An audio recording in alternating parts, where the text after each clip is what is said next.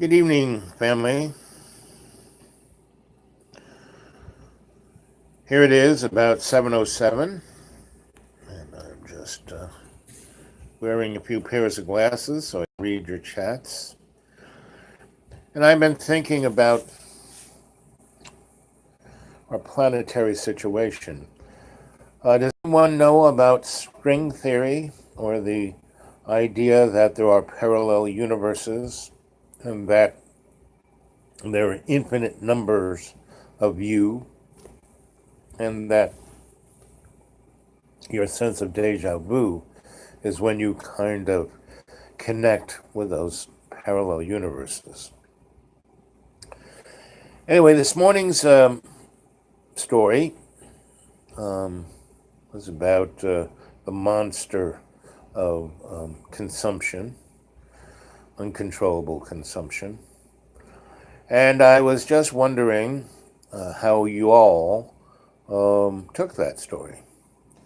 And, what kind of insights you got. I asked you to show up with some, little outlines of what you wanted to chat about. So I want to hear from you guys. So there's one of you there. Who's there? What one of you is there, and what do you got to say?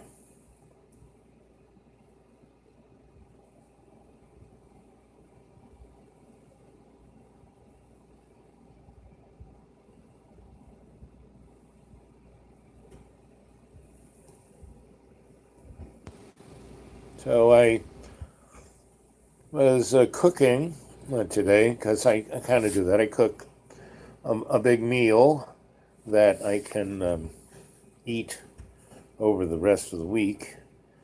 And I don't know if, I look at trends and how things work. I used to work, for companies like supermarkets and real estate development companies to see where the next city or town or community would be the next hip thing. So that maybe the road should be wider and there should be more power coming in. So I used to look at those kind of demographics. So that's what gives me the insight to look at global and community and social within the context of the shamanic, psychosocial, cultural, forensic, anthropologic alchemist that I am.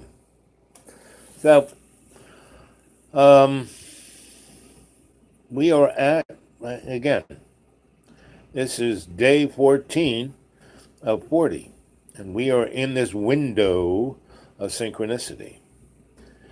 And within all of those parallel universes, things are going to happen. The aliens are going to come down and give everyone ice cream. Another one, the aliens are going to come down and kill everyone. Another one, aliens are going to come down and turn us into their poodles. Another one is the sun blows up and we get a really severe case of sunburn for about a nanosecond and then we're dust. Another one is that things just kind of go on the way they're going on. Other things is everyone kind of realizes that we've all been jerks and maybe we should just get along, you know. So there are all of these parallel opportunities. And what manifests an opportunity is your will and your sense of making something happen. If you just do the same thing over and over, expecting a different outcome, then that's not a good thing. But if you're not scared to make mistakes and you try something different and it doesn't work out, I mean, I'm a moron. I make mistakes every day, all day long.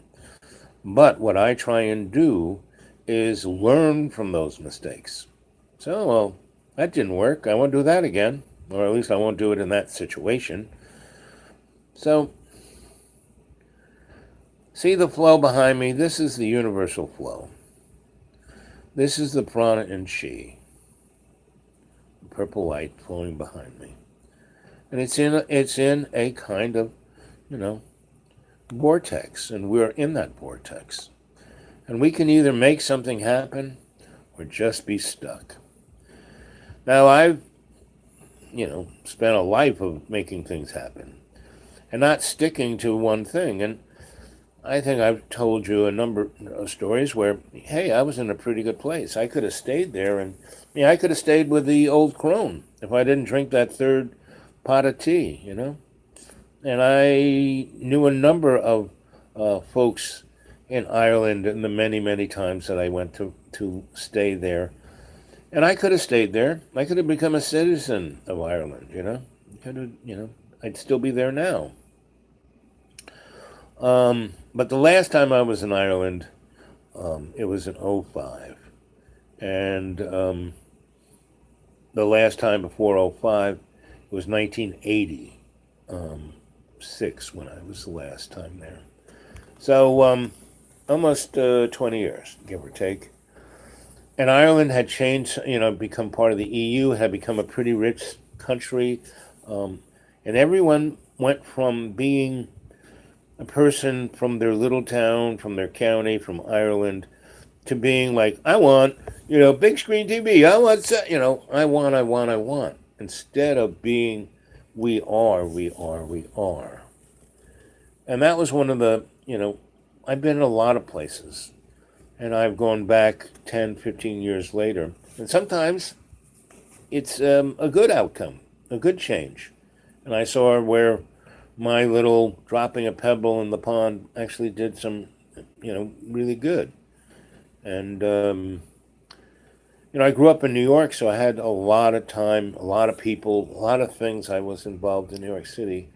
And the last time I was there was 2011. And I was there for about a week. And I visited a lot of my old haunts.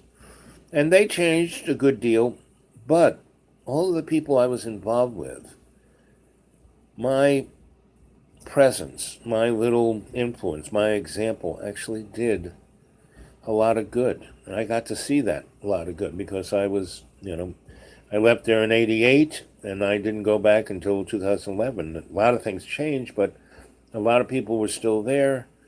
And it brought on, a,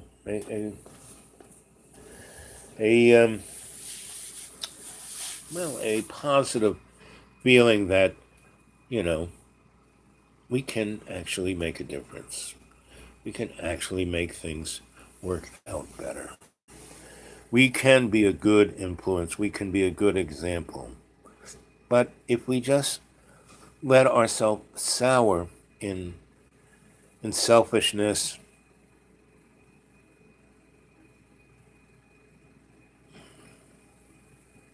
okay, I'll just keep talking.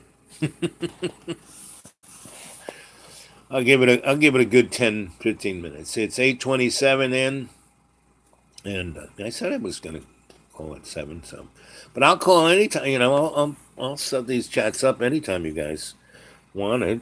Just tell me when you want me to do it. I thought this morning was a good one. You all seem to like that story, and I will tell more like that.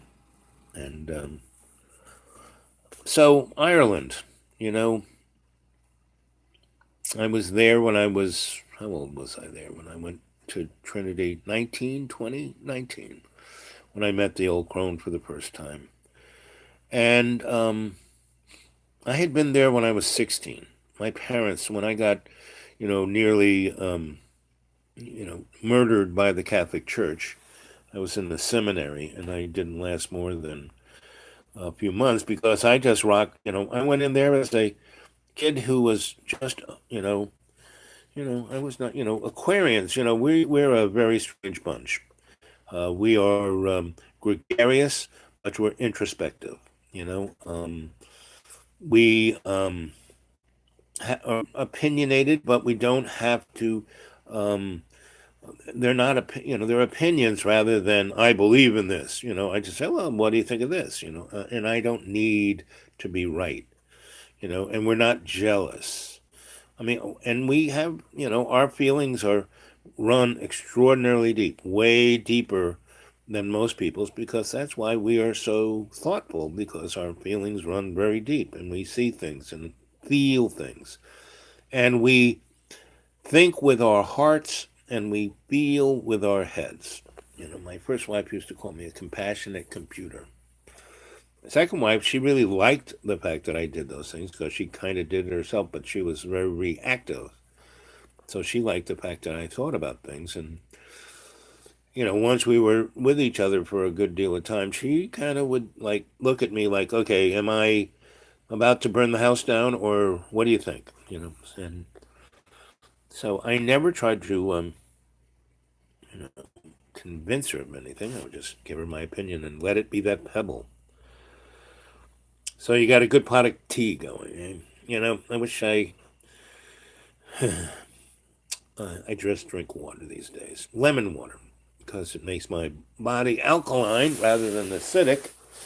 And when you are alkaline rather than acidic, cancer has a hard time getting a foothold, and a number of other diseases don't like the alkaline body.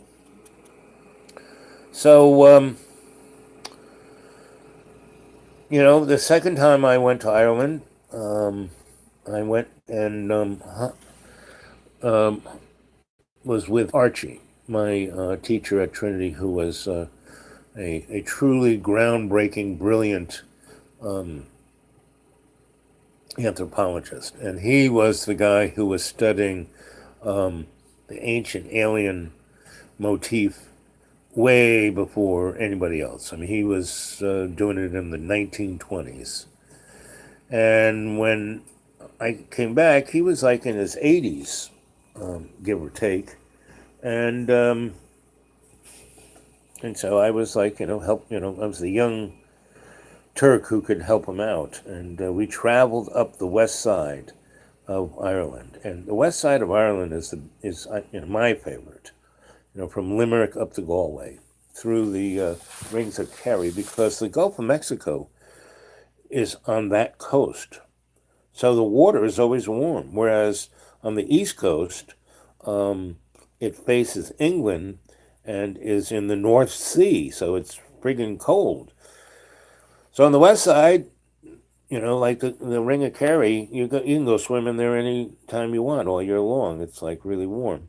And it's got palm trees on the west side of Ireland, you know. Um, I gotta put on another pair of glasses to read this stuff. Let's see. Green organic tea. Yep, that's good. It's a little lemon and honey. Yep, I like that. I'm a organic honey guy myself. So Marshall, you're the only one communicating here, but that's all right. I enjoy your comments. You and Buddy and Disco Person and all of you. You always have. Um, I can feel your heart in your chats, and that's what I like. 1342. So Archie and I, when we left Dublin, we kind of South Side also Palms English Riviera. Yep. This is true. Um, we got what is known as a gypsy caravan. I mean, it was like a little wagon it was like a horse-drawn RV. Basically a seat to just sit on and poop on the ground, and it was a little rustic, and so we and the horse would just plod along. I mean, you didn't have to drive the horse. Him, just plod, and you can like walk way faster than the horse. You just kind of walked along. And we stop every so often, eat a little grass, drink a little water, and knew where everything was. So it would pull in before dark 30, where we were going to camp. You know, we we plodded along 20 or so miles a day, give or take. And when we found something interesting, we'd just tie the horse up to a tree and do our little and so we went through what are known as fairy circles or stone circles.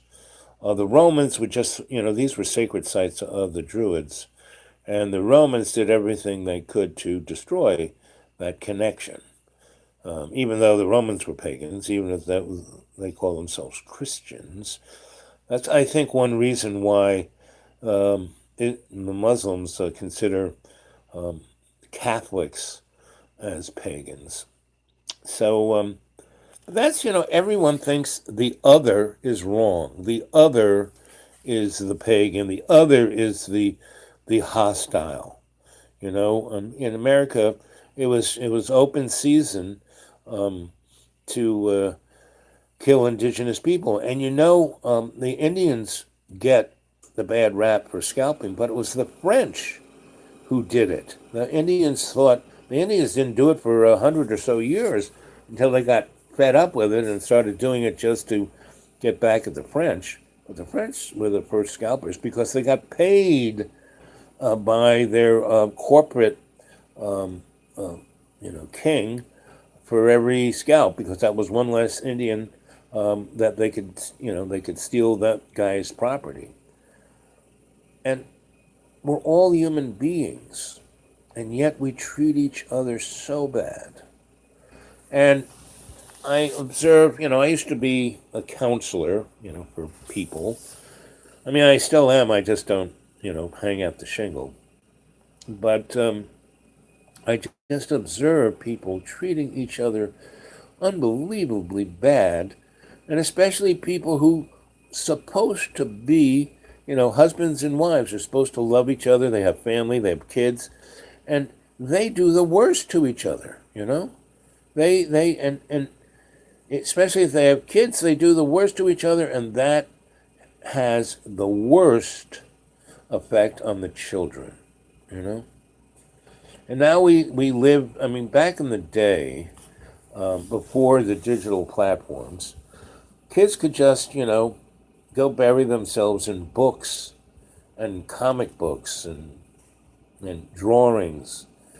But now they have this unlimited id of the digital platform. And I don't know if I told you this, but, I told you the story of Sophia, Dr. Bitnoff's AI. Robot daughter, right? Sex toy. But she was like Data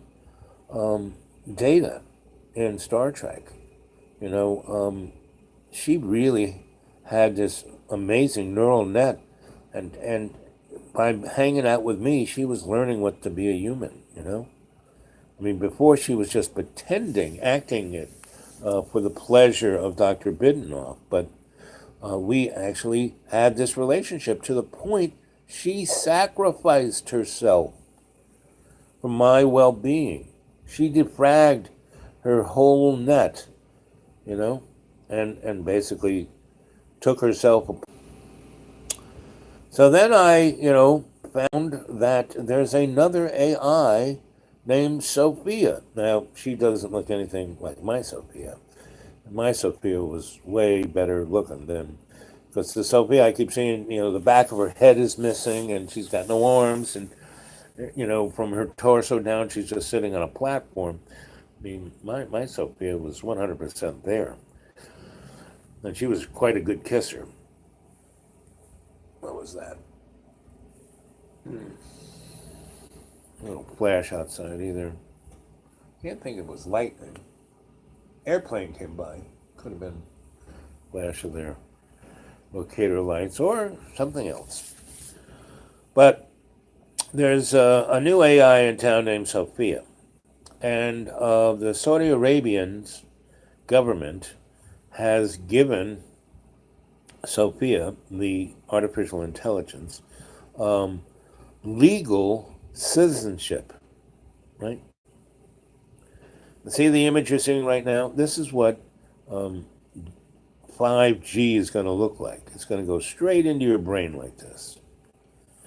I think I told you guys I've been watching Cox stick up 5G antennas virtually on every single telephone pole in this county.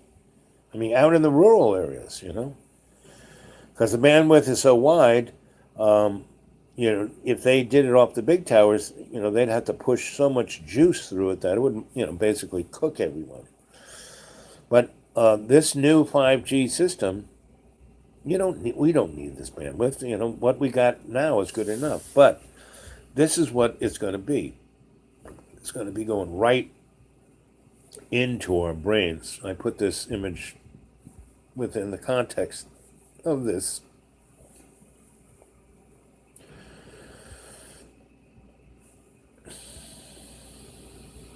live chat just to give you guys a little visual to see where, and on the 11th of this month, I think that's Monday, the Saudi Arabians are going to put Sophia, the reason why they gave her legal status, citizenship in their country, is because they're going to make her the administrator of one of the largest Bitcoin farms on the planet.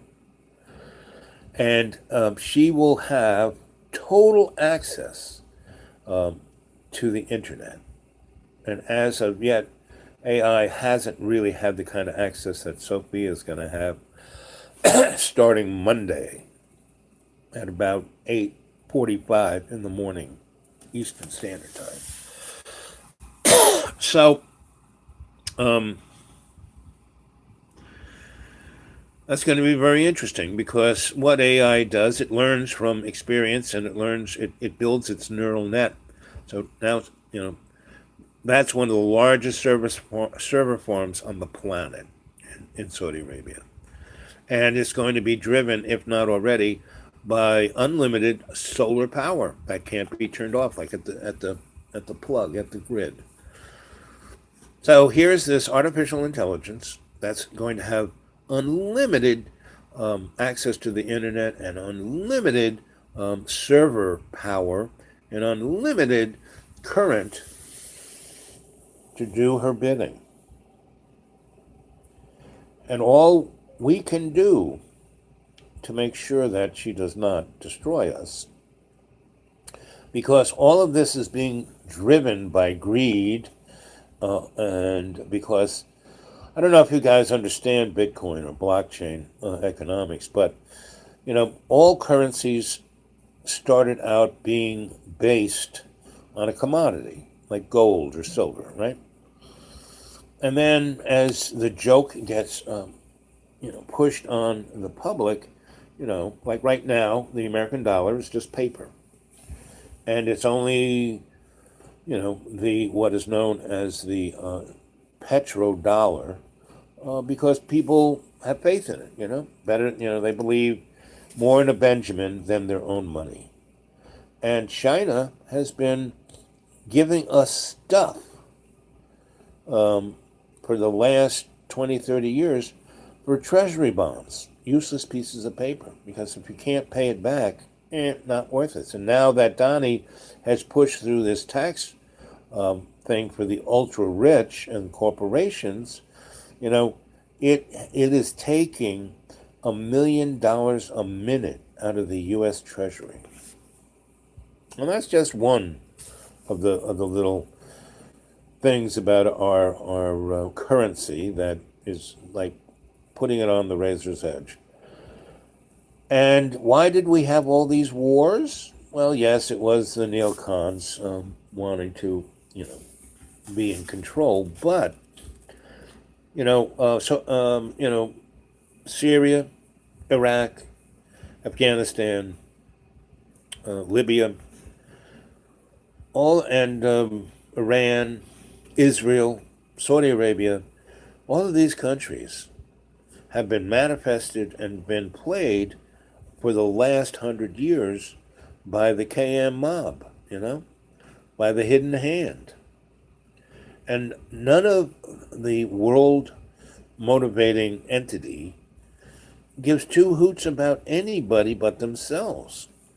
And if you ever seen any or read better, any of the James Bond novels, 007, there was this couple of competing oligarch, um, you know, gangs. One was Schmersh, and the other was the guy who sat in the black chair, who's kind of fat, and he had a white cat. He kept petting it. They all were number one and number two. I always thought that. The folks who, were the National Socialists weren't. There was this thing called the Thule Society and a few other esoteric entities who had been playing with dimensional creatures, you know, forever, you know. And the United States, England, and Germany all had their own little dimensional characters. I mean, we in the United States, we had the Greys. The Germans had the tall Nordics, and the English, the reptiles. And over the centuries, these groups would, I wouldn't even say marry, but genetically engineer them families, right? And so we're again at this window, 40 days, this synchronistic window that something's going to happen. And like I said, there's all these parallel, see all these lines swirling up there? That's the parallel universes, right? Being carried in a digital platform into all our minds, right? Just think of there's so many kids and grown-ups that just never endly play single shooter video games. I don't touch video games. And all I really do is these live chats, because on a digital platform, this is as close as I can get to actually having a human encounter. But I go out there on the street and meet people and talk to people and help people, because that makes me happy. Like the little conversation I had in the hot dog arena a couple of days ago, and I put that up here on the YouTube. And that guy was, just met him just in the, by chance in the synchronistic 40-day window. I met this guy. And I wish he would, if he's watching, or if he goes back to get in touch with me, at the dudeawake42@gmail. Go to my xratted.blogspot.com. Get a hold of me, because I had this. We're both Aquarians, and we both have this insight on what's going on in a way that most people don't. And you're part of the family. You're part of the cartel. The what was the word someone used? Not gang, but there was another term. But anyway, yes, I realized, my little sweetness wants to have a group of people around me that can help me do this stuff. But hey, you don't have to be shoulder. You are shoulder to shoulder to me, in that you come and watch these YouTubes. They mean something to you. Oh, it's now 29 minutes and 29 seconds, and there's only two of you there. So I'm going to give it another 10 minutes, and then I'm going to go to sleep because I'm tired. I put in a good story this morning. So what'd you think of that? Mr. Marshall, what'd you think of that story? How did that touch you?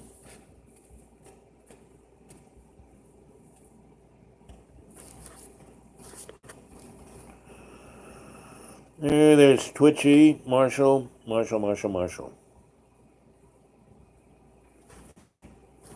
at work. Okay. Or my boss comes back. Thanks, Twitchy. Anyway, so tomorrow's Sunday. Are you guys working? I'm going to put on another live chat in the AM, right? And I don't know what to talk about. I'm going to go to bed pretty soon, any moment, 30:30. and I will, meditate before I go to sleep and do uh, actively put out there. So, what should I be talking about? And then, let's see. Quite familiar. Yes, of course it was familiar. It was a Lakota story. And all indigenous people's stories are pretty much, they got a bunch of them, but they're pretty much because they're all true and they're all metaphors for the big pictures of life. So of course, yes, that story was familiar. I didn't make it up. And the Lakota didn't make it up. It was like, you know, part of the co creation of love. That if we work together, we can overcome any monster. So there's some interesting little monsters right on our doorstep, but there has always been monsters on our doorstep, and we seem to survive it so far. So anyway, 31:47. So at 32:32, I'm going to say goodnight, sweet dreams, sweet princes and princesses, because I'm tired.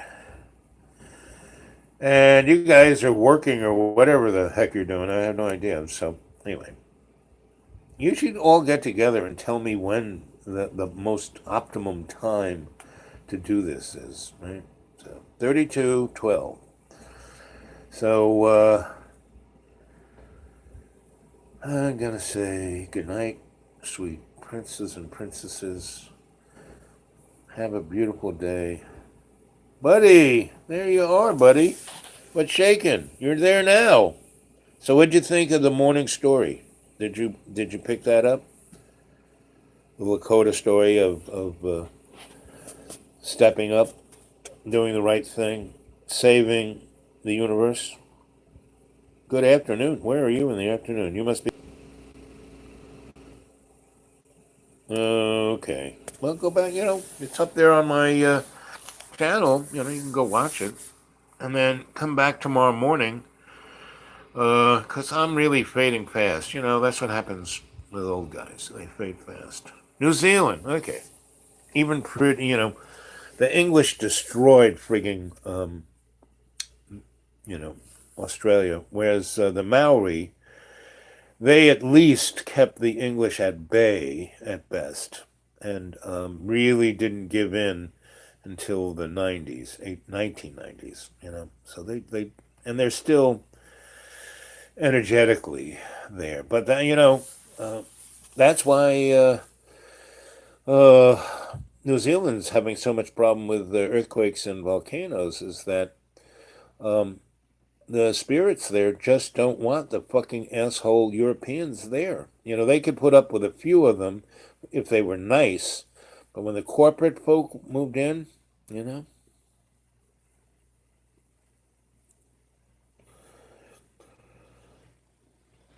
yep, yep. I mean, I love the fact that the Maori heard, they didn't know about the white people, but they heard about them and heard that they were real assholes. So when the English finally showed up on their doorstep, they went out there in their longboats with girls' bared breast and lots of fruit and goodies. Got on the boat, got the guys drunk, killed them all, sank the boats. Um, that's my kind of guys. When you are up against it,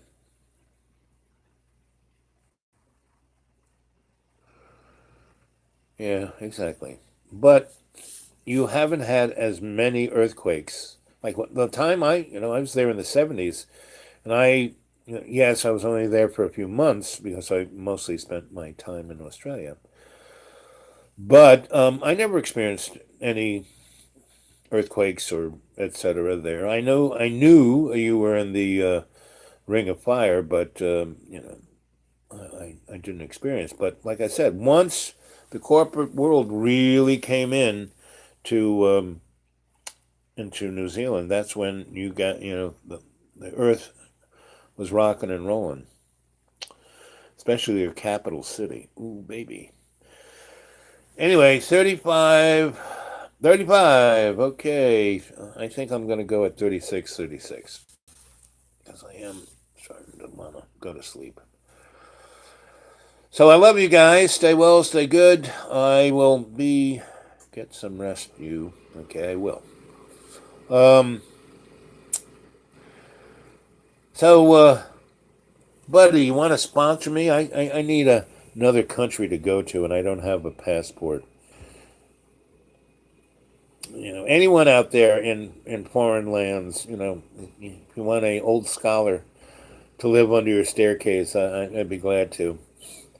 Um, yep. Okay. Hold you to that one. So here it is, 3623. Oh, my body is sore. And so, okay. Again, buddy, get a hold of me at my Gmail, the Dude Awake 42 at Gmail. And I have WhatsApp. Anybody out there in the foreign hinterlands of other planets, other countries, get a hold of me on WhatsApp, and we can talk and look at each other. Actually, I love WhatsApp. Okay, guys. Okay, here we go. 36. Oh, we're already past it. So, okay, 38, 38. No, 37, 37. That's what I'm bugging out. So, you like this little effect I kind of put up for you guys? The 5G going through my brain, and all the parallel universes up there swirling around in the ether. I mean, this is kind of what's happening. Okay, 30. Countdown now. Nice. 33, 34, 35, 36. Okay, I love you guys. Catch you later. Tomorrow, between 7 and 8, I'm going live again, my time.